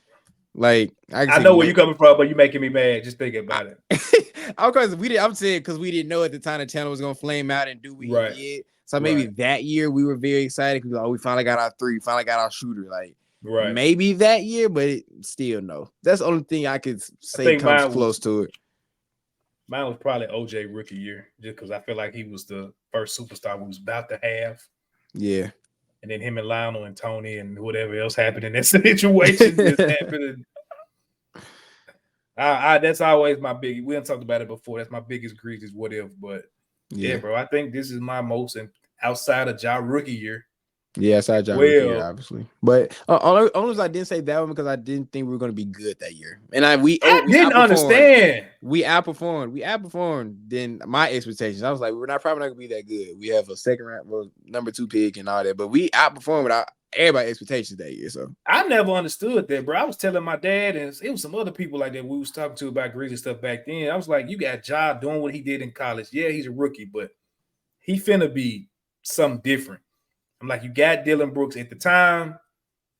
Before he turned crazy. You got him. I'm like, you got Jay Crowder. You got Jaren coming off a great rookie year. We had JV who was dogging down the stretch. Yes, he was. I'm like, this team ain't finna be bad. And then you just brought in Tyus. You had Kyle Anderson, which was a decent role player. Yeah, D-Milk on that team.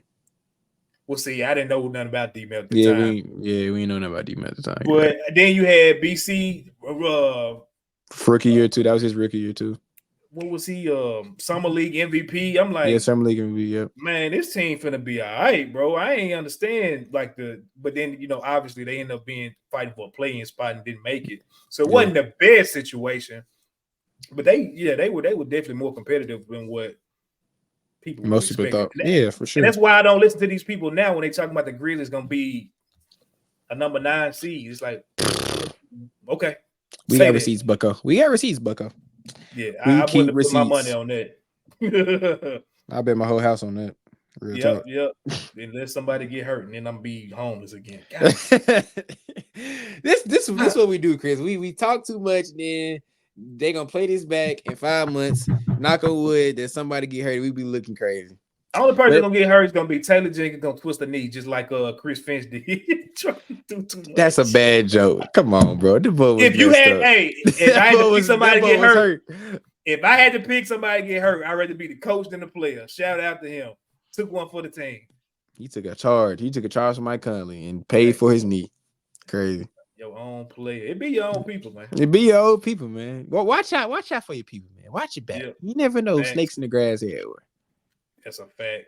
But we finna get out of here, man. Y'all let us know. Do y'all think Marcus Smart gonna push this young core over the top? I think he is. Evan think he is. Y'all let us know how y'all feel about him in the comments. 3-6, we want you here, man. We want you to be part of that championship ceremony. Hoisting that trophy up on Beale Street and in the Forum. I can't wait to see it. Yes, sir. Hopefully you feel the same way, man. Which I got a good inkling that he do. So, yes, sir. Young game changer. Man, he a good dude, bro. He a good dude. Just come on, man.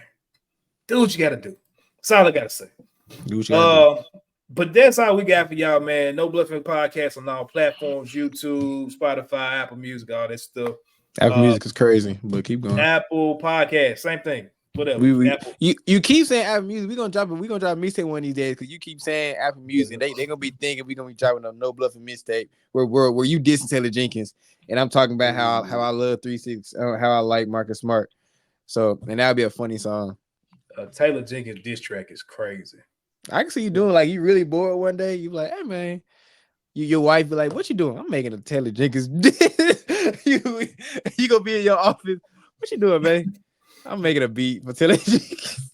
Let him do something off the wall next year. It's coming. Y'all Gigi, heard it here first. Have Gigi playing 10 minutes a game for like 20 games straight. It's coming. I'm gonna promise you that if Taylor Jenkins is a goofball next year, which even me can't imagine him doing and being that next year, but if he is, I promise y'all a Taylor Jenkins diss track. I promise you that. Y'all heard it here first, man. Y'all, he's stamping it. If Taylor Jenkins does some outrageous goofball stuff, my boy Chris would get in the booth and drop a Taylor Jenkins. I would laugh my seeing that or hearing that. I pray it don't happen. Because I just imagine your daughter asking, Daddy, what you doing? I'm making that Taylor Jenkins. On wax. Don't listen to this. Don't listen to this. This is your daddy mad right now. He a fan. He a fan. Oh, I'm gonna tear that man up. I'm gonna find out something. I'm gonna get some dirt on him, bro. Send me the files, y'all. Y'all send me the files on Taylor Jenkins. Dude. Oh my goodness. Oh my goodness. We have fun here, y'all. We have fun here. That's for sure. We're getting out of here, man. We're almost in 2 hours. We was out for 2 weeks. We'll give y'all a little under 2 hours of content. Yep. Yeah, man. It's time for us to go. Evan, you got anything you want to put on the people before you get out of here, brother? Like I keep saying, be blessed. Last thing I'm gonna say, and I ain't gonna try to hold this too long, but I just got a word on my spirit for the day. Word on my spirit. I have, and I've told Chris about this, but I'm gonna say it on the platform. Since I am going through a new phase of my life or preparing for a new phase of my life, I'm choosing to choose not being stressed about a lot and just allowing God to put things in my life the way they're supposed to. I was into a sermon today. Back home, I listened to Oak Grove. My home church is Oak Grove Missionary Baptist Church. And Pastor Donnell Johnson, his word today was, you got this. And I was going to say to you, Chris, all the listeners, y'all got it. That's facts. Don't fear. God got you. Do what God has told y'all to do. Y'all be all right. Because I'm trying not to be stressed out this semester. I'm choosing my mental peace over a lot of things. So I just wanted to put that on you, Chris, and all our listeners, because the message touched me today when I was listening to church this morning. So y'all got it and be blessed. That's all I got to say. Yeah, man. I've been big on this whole don't worry and pray at the same time. And literally something hit us while we was on vacation, fam. Mm-hmm. And I kept that same energy. And don't you know, when I got back, mountains just started moving. Mm-hmm. So that's all I got to say, man. Listen to my boy. He ain't lying to you. We ain't lying to you, man. Don't stress about this stuff. Because guess what? It's going to work itself out. You hear now? Yep. You hear now. So that means you done made it through everything you've been through. So, yeah, man, they definitely want to put that on y'all hard. You ain't going to always just get laughs over here. We're going to hopefully put y'all or help y'all get to a better mental space. Because, like I said, we care about that over here. That's definitely. Like I've been saying, and I'm going to stay on this. Do something this week that makes you feel good, that makes you happy, that makes you smile. Damn everybody else, because that's what all that matters at the end of the day. These Grizzlies coming up into the next month, so excited to see some training camp footage. We got a lot to be looking forward to, man. So I'm excited for that. But y'all be safe this week. Have a great week, and we will catch y'all next week, right back here next Monday on the No Bluffin Podcast. Y'all be good, and we out this time. Go Grizz! Go Grizz! Thank you for listening to this episode of the No Bluffing Podcast. If you enjoyed this episode, like and subscribe to Bluff City Media's YouTube page. For comprehensive coverage of all things Memphis sports, head over to www.bluffcitymedia.co and find out how you can become an insider. We will see you back here next week.